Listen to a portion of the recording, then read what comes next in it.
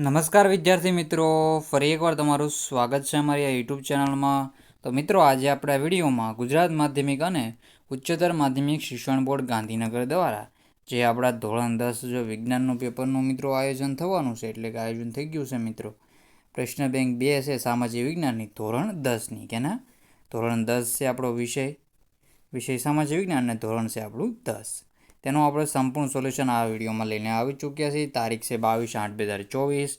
સમાવિષ્ટ પ્રકરણ છે 3, 4, 9, 10. તો સાહિત્ય તમારે પૂરેપૂરું સોલ્યુશન જોવાનું રહેશે. તો આપણે હવે સોલ્યુશન સ્ટાર્ટ કરી દઈએ. તો આપણે જોઈએ તો વિભાગ એ છે, અને આ મિત્રો પાર્ટ 2 છે. કયો છે? આ મિત્રો પાર્ટ 2 છે. આની પહેલાં આપણે પાર્ટ 1 કરાવી ચૂક્યા છીએ. આ પાર્ટ 2 છે. આપણે પાર્ટ 1 કરાવી ચૂક્યા છીએ. જોવાનો બાકી હોય તો એ તમે જોઈ લેજો. એમાં આપણે બધા જ ક્વેશ્ચનનું સોલ્યુશન કરાવી દીધેલું છે.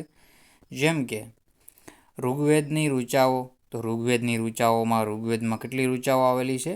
1028 ઋચાઓ આવેલી છે. ઉપનિષદની સંખ્યા 108 છે. મહાભારતમાં શ્લોકની સંખ્યા 1,00,000 છે. દ્રવિડ કુળની સૌથી જૂની ભાષા તો એ તમિલ છે. તો આપણે આ બધા જ ક્વેશ્ચનનો આન્સર એમાં કરાવી ચૂક્યા છીએ. મિત્રો, જોવાનો બાકી હોય તો એ વિડીયો પહેલાં જોઈ લેજો ને પછી આ વિડીયો જોઈ લેજો. આમાં આપણે લોંગ ક્વેશ્ચનના આન્સર કરાવવાના છીએ. તો આ બધા ક્વેશ્ચનના આન્સર કરાવી દીધેલા છે. અને જો તમારે આની PDF જોતી હોય તો ટેલિગ્રામ ચેનલ વન એજ્યુકેશન ગુજરાતને તમારે જોઈન કરી લેવાની રહેશે. ટેલિગ્રામમાં સર્ચ કરશો તો યુટ્યુબ ચેનલમાં જે લોગો છે ત્યાં જ તે લોગો આપવામાં આવેલો છે, તો એને જોઈન કરી લેવું. તો આપણે જોઈએ તો આ બધા ક્વેશ્ચન આપણે કરાવી દીધેલા છે. આપણે કરાવી દીધેલા છે. અહીંયા જો અકબરનામા અને બીજી કઈ હતી આપણે આગળ આવ્યો નહોતો, આનો આન્સર આપી દઈએ આઈને અકબરી.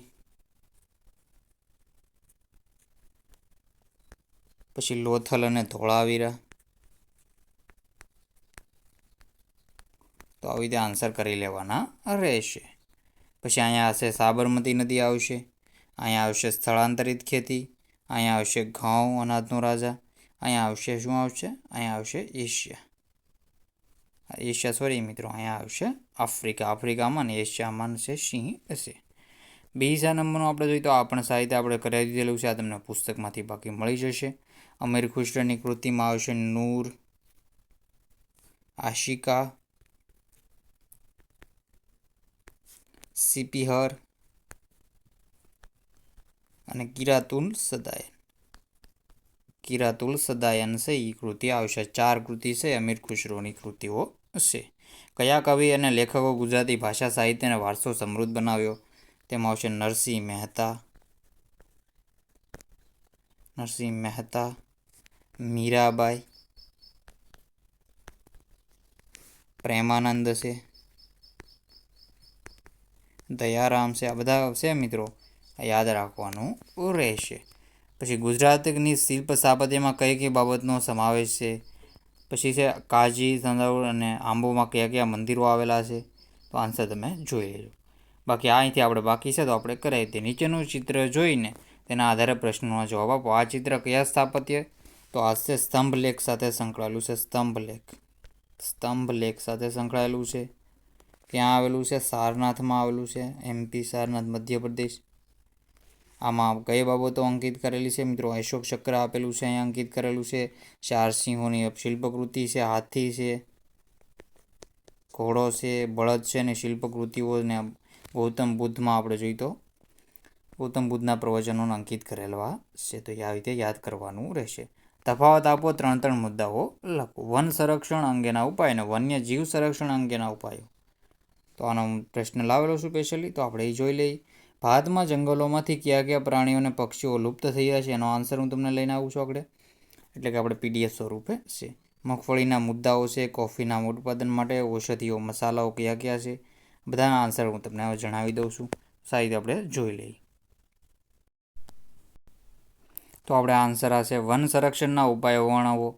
જંગલ સંરક્ષણમાં તો એ તફાવત તમારે જાતે કરી લેવો. એટલે કે આ તમે જોઈ લો. ભણતરની જરૂરિયાત માટે લાકડાના સ્થાને સૌર ઉર્જા, પવન ઉર્જા અને બાયો ઉર્જા વગેરેનો ઉપયોગ કરવા લોકોને પ્રોત્સાહિત કરવા. ભણતર માટે લાકડાના સ્થાને ઉપયોગમાં લઈ શકાય તેવી સામગ્રી માટે સંશોધનો હાથ ધરવા. બાકી આ તમે સાહિત્ય આન્સર જોઈ લો. સ્થાનિક લોકોમાં જંગલોમાં જતન માટે વ્યાપક જનજાગૃતિ કાર્યક્રમનું આયોજન કરવું.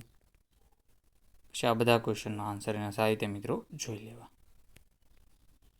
પોઝ કરીને સ્ક્રીનશોટ તમે લઈ શકો છો સારી રીતે. જંગલ ક્ષેત્રોમાં આવેલા ધાર્મિક સ્થળો પર યોજાતા મેળાઓ, ભંડારા કે પરિક્રમા જેવી પ્રવૃત્તિમાં હજારો યાત્રિકો જમા થાય છે. એ સમય દરમિયાન જંગલમાં એકઠા થતા કચરાનો યોગ્ય નિકાલ ન થતાં જંગલ દૂષિત થાય છે. પાલતુ પશુઓને ચરાવવા માટે અલગ વિસ્તારો હોવા જોઈએ. વન્યજીવોના સંરક્ષણ માટેની વિવિધ યોજનાઓ વર્ણવો. તો આ યોજના પ્રમાણે છે. વાઘ પરિયોજના છે, ટાઈગર પ્રોજેક્ટ છે, અત્યારે 54 જેટલા ક્ષેત્રો છે. હાથી પરિયોજના 1992માં છે, એમાં 33-34 જેટલા આપણે જોઈએ તો સંરક્ષિત ક્ષેત્રો છે. પછી ગેંડા પરિયોજના, રાઇનો વિઝન આપણે 2020 કર્યું હતું. ઘડિયાળ યોજના 1970માં, ઘડિયાળ એટલે કે મગર. ગિદ્ધ પરિયોજના 2004માં 9 પ્રજાતિઓ જોવા મળે છે. હિમદીપડા પરિયોજના 2000માં શરૂ કરવામાં આવી હતી. પછી છે લુપ્ત થતા વન્યજીવ વિશેની નોંધ લખો.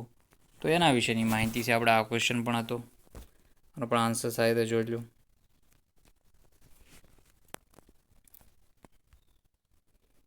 તો આ પણ સાહિત્ય મિત્રોનો આન્સર જોઈ લે. શું શું બધું લુપ્ત થઈ ગયું? એમાં ચિત્તો લુપ્ત થઈ ગયેલો છે, ગીધ, ગુલાબી ડોકવાળું બતક, સારસ, ઘુવડ વગેરે પક્ષીઓ વહીના આરે ઉભેલા છે, એટલે કે લુપ્ત થવાની તૈયારીમાં છે. પછી આ છે નદીઓના મીઠા પાણીમાં જોવા મળતી મગરની પ્રજાતિ ઘડિયાળ. પછી છે ગંગેઈ ડોલ્ફિન વિનાશના આરે ઉભેલા છે. તો બધા છે મિત્રો, આનો આન્સર જોઈ લેવો. પછી છે મહાકાવ્યો અને રામાયણ વિશે મહાભારતનો પરિચય આપો. તો આ પણ છે સાહિત્યનો આન્સર જોઈ લો. તમારે પોઝ કરીને મિત્રો વાંચી લેવાનું રહેશે.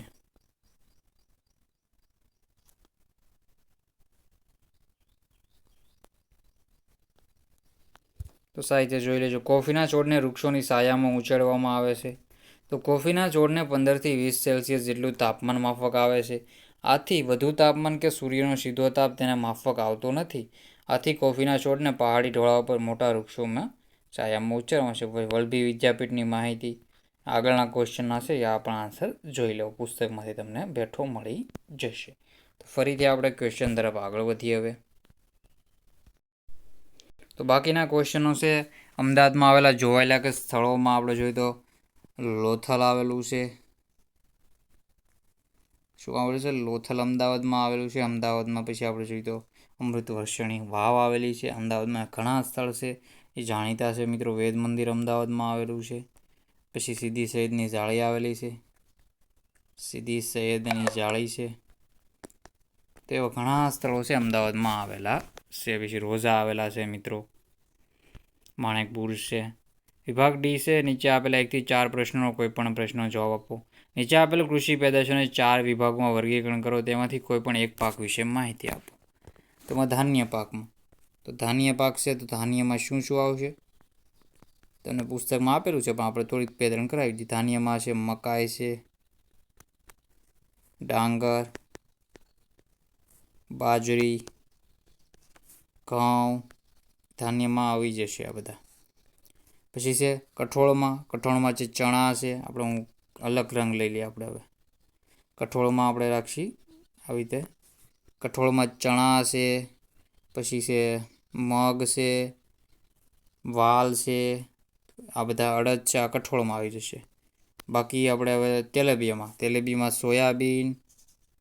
સોયાબીન, એરંડા, પછી છે સૂર્યમુખી, તલ, આ સોયાબીનમાં. લાસ્ટમાં આપણે જોઈએ તો રોકડિયા પાકમાં આવી જશે. કપાસ છે, પછી છે શણ છે, તમાકુ છે, મકાઈ તો આપણે આવી ગઈ છે, શેરડી છે, આ બધા આવી જશે. કેમાં આવી જશે? રોકડિયા પાકમાં. પછી બાકીના ક્વેશ્ચન છે મિત્રો કપાસના પુસ્તકમાંથી તમને બેઠું મળી જશે. આ પણ આપણે પ્રાચીન વિદ્યાપીઠમાં વલભી વિદ્યાપીઠ ગુજરાતમાં આવેલી છે, એના વિશેની માહિતી તમને મેં આપી દીધી આગળ. પછી છે આ દર્શાવવાનું છે નીચે આપેલ ભારતમાં રેખાંકિત નકશામાં નીચેના સ્થાનનો યોગ્ય સંજ્ઞા વડે દર્શાવો. ડાંગર ઉત્પન્ન કરતું એક રાજ્ય તો પશ્ચિમ બંગાળ તમે દર્શાવી શકો. મગફળી પકવતો એક પ્રદેશ ગુજરાત દર્શાવી શકો. જુનાગઢ આસપાસનું. કોફીમાં તમે કર્ણાટક દર્શાવી શકો. અને શેરડીમાં યુપી દર્શાવી શકો. આવી રીતે દર્શાવી દો. હું તમને નકશો દોરી દઉં છું આગળ.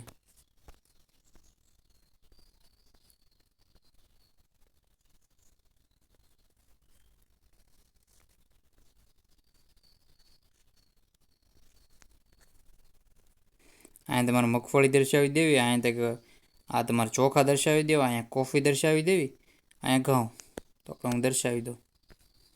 અહીંયા શેરડી, આપણે આ શેરડી, ડાંગર, મગફળી,